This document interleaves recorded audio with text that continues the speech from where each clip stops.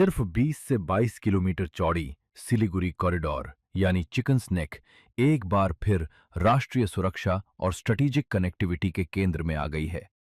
पश्चिम बंगाल सरकार ने नॉर्थ बंगाल के 7 अहम नेशनल हाईवे स्ट्रेचेस को एनएचएआई और एनएचआईडीसीएल जैसी केंद्रीय एजेंसियों को सौंपने का फैसला लिया है। इस निर्णय के बाद लंबे समय से अटके कई हाईवे एक्सपेंशन और रिपेयर प्रोजेक्ट्स को अब तेजी मिलने वाली है।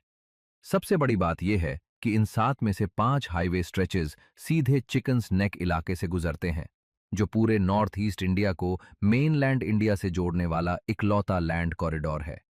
यह कॉरिडोर इसलिए भी बेहद सेंसिटिव माना जाता है क्योंकि इसके आसपास नेपाल, भूटान और बांग्लादेश मौजूद हैं, जबकि आगे सिक्किम के पार चाइना की सीमा है।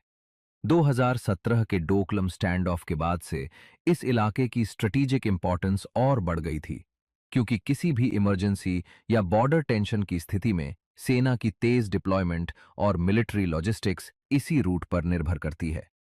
लगातार लैंडस्लाइड्स, मॉनसून डैमेज और खराब इंफ्रास्ट्रक्चर के कारण NH-10 और NH-10 जैसे रूट्स कई बार बाधित होते रहे हैं, जिससे सिविलियन कनेक्टिविटी के साथ डिफेंस मूवमेंट भी प्रभावित होता था।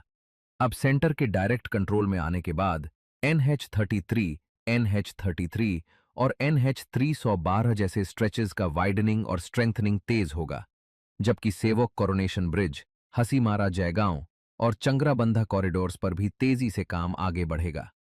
इससे दार्जिलिंग हिल्स, दुआर्स, सिक्किम और बॉर्डर ट्रेड रूट्स की कनेक्टिविटी बेहतर होगी। राजनीतिक रूप से भी ये फैसला अहम माना जा रहा है, क्योंकि लंबे समय से स्टेट और सेंट्रल एजेंसीज के बीच कोऑर्डिनेशन इश्यूज के कारण प्रोजेक्ट्स अटके हुए थे।